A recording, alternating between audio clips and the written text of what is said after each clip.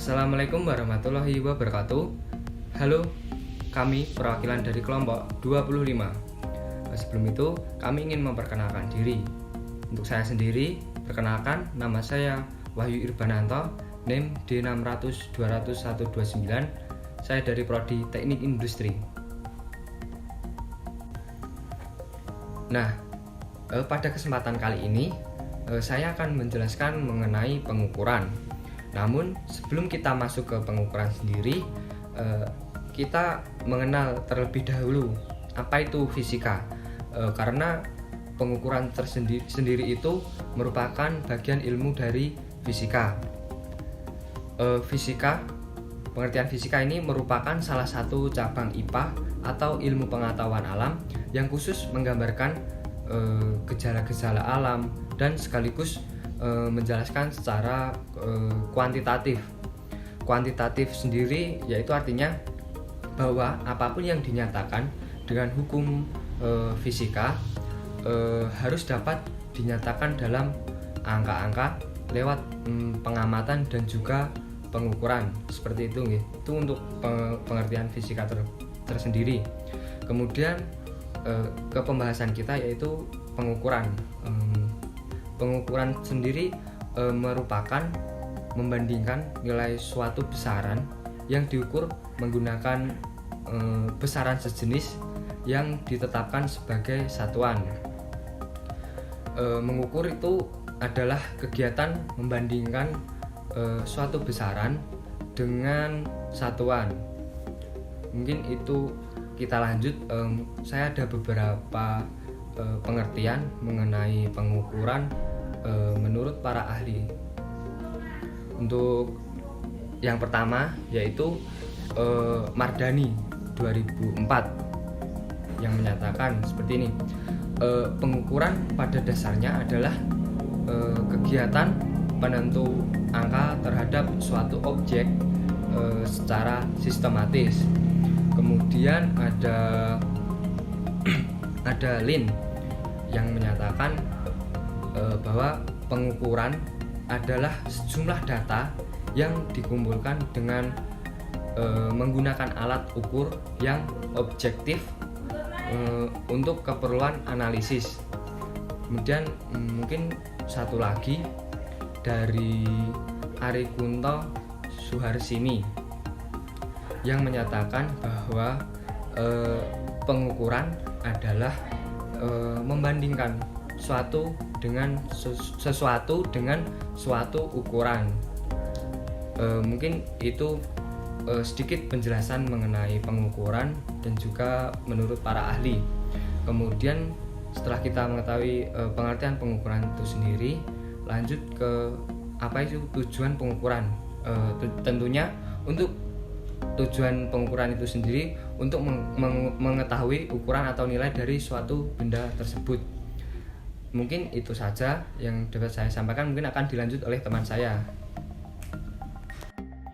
Assalamualaikum warahmatullahi wabarakatuh. Perkenalkan, nama saya Rika Nevada dengan NIM D600-200-131, jurusan Teknik Industri Universitas Muhammadiyah Surakarta. Di sini saya akan menjelaskan macam-macam pengukuran. Pengukuran ini dibedakan menjadi dua jenis, yaitu pengukuran secara langsung dan pengukuran secara tidak langsung. Pengertian pengukuran secara langsung. Pengukuran secara langsung ialah menyamakan nilai besaran yang diukur dengan besaran standar yang diterima bagaikan satuan. Contoh, mengukur panjang meja, mengukur tinggi badan, mengukur suhu tubuh, mengukur ketebalan objek ukur menggunakan alat mikrometer, mengukur panjang objek ukur dengan menggunakan mistar, mengukur panjang objek ukur dengan menggunakan jangka sorong, mengukur suhu tubuh dengan menggunakan termometer. Pengertian pengukuran secara tidak langsung ialah pengukuran untuk mengukur suatu besaran dengan metode mengukur besaran lain.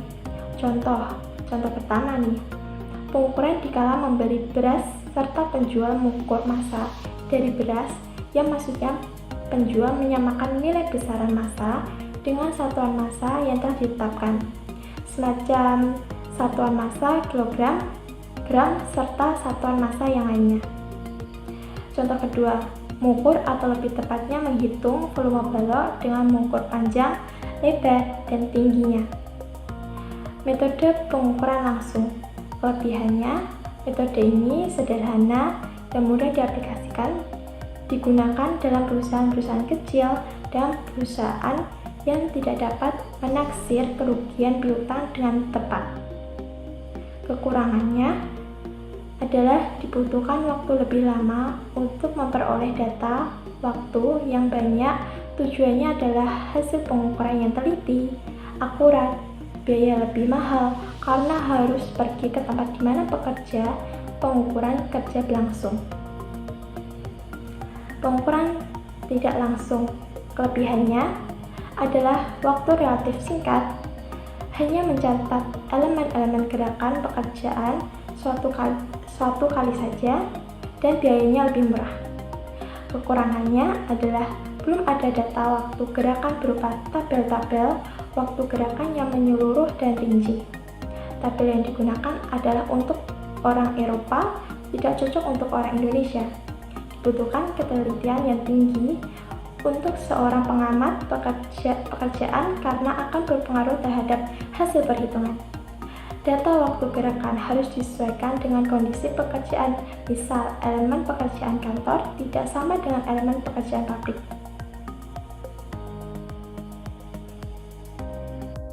Bismillahirrahmanirrahim. Perkenalkan, nama saya Muhammad Yusuf Bahtiar dengan NIM D600200-138. Di sini saya akan menjelaskan tentang macam-macam alat ukur. Perlengkapan alat ukur dalam ilmu fisika dipecah menjadi 4 jenis bagian. Yang pertama adalah perlengkapan ukur panjang. Yang kedua yaitu perlengkapan ukur massa. Yang ketiga perlengkapan ukur waktu. Dan keempat atau yang terakhir yaitu perlengkapan ukur arus listrik. Kita akan masuk ke bagian yang pertama, yaitu adalah perlengkapan ukur panjang. Adapun contoh perlengkapan ukur panjang antara lain ada mistar, yang kedua mikrometer skrup, yang ketiga ada jangka sorong. Kita masuk ke contoh yang pertama yaitu mistar. Mistar adalah sebuah alat pengukur dan alat bantu untuk menggambar garis lurus. Selanjutnya adalah mikrometer skrup. Mikrometer skrup adalah alat yang digunakan untuk mengukur benda berukuran kecil dengan tingkat presisi yang cukup tinggi. Ketelitian mikrometer skrup bisa mencapai 0,01 mm. Selanjutnya adalah jangka sorong. Jangka sorong adalah alat ukur yang ketelitiannya yang dapat mencapai 1/100 mm. Jangka sorong terdiri dari 2 bagian. Bagian yang pertama adalah bagian yang bergerak dan kedua adalah bagian yang diam. Penggunaan alat ukur panjang disesuaikan dengan tingkat ketelitian yang diinginkan sehingga dapat minimalisir terjadinya kesalahan dalam proses pengukuran. Yang kedua yaitu adalah perlengkapan ukur massa. Untuk mengukur massa barang umumnya digunakan perlengkapan yang disebut dengan neraca ataupun kerap diucap dengan timbangan. Neraca mempunyai sebagian tipe, semacam neraca pasar, neraca 2 lengan, serta neraca 3 lengan. Selanjutnya kita masuk ke bagian yang ketiga, yaitu adalah perlengkapan ukur waktu. Perlengkapan ukur waktu dalam kehidupan adalah semacam jam serta stopwatch. Selanjutnya kita masuk ke bagian 4 atau yang terakhir, yaitu adalah perlengkapan ukur arus listrik. Untuk mengukur suatu rangkaian listrik, ada 2 perlengkapan ukur yang digunakan yaitu ampermeter analog serta ampermeter digital. Umumnya, alat ini digunakan oleh para teknisi elektronik sebagai alat multitester listrik yang disebut dengan avometer. Assalamualaikum warahmatullahi wabarakatuh. Perkenalkan, nama saya Fendi Andika Ardianto, NIM D600200-132. Saya dari Teknik Industri Universitas Muhammadiyah Surakarta. Saya di sini akan menyampaikan kesimpulan dari apa yang disampaikan oleh teman-teman saya tadi. Yang pertama yaitu pengertian pengukuran. Pengukuran merupakan membandingkan nilai suatu besaran yang diukur menggunakan besaran sejenis yang ditetapkan sebagai satuan. Mengukur adalah kegiatan membandingkan suatu besaran dengan satuan. Tujuan pengukuran tentunya untuk mengetahui ukuran atau nilai dari suatu benda tersebut.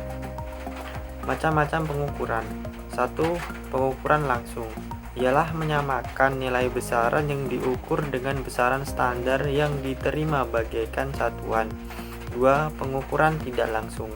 Ialah pengukuran buat mengukur suatu besaran dengan metode mengukur besaran lain. Selanjutnya yaitu macam-macam alat ukur. 1. Perlengkapan untuk mengukur panjang. Contohnya mistar, jangka sorong, mikrometer, skrup. 2.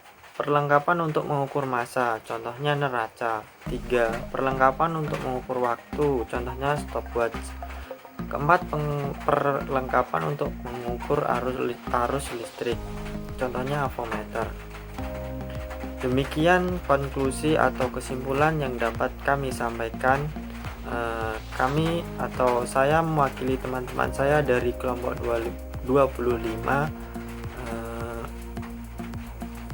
mengucapkan terima kasih. Kami mohon maaf apabila ada kekurangan.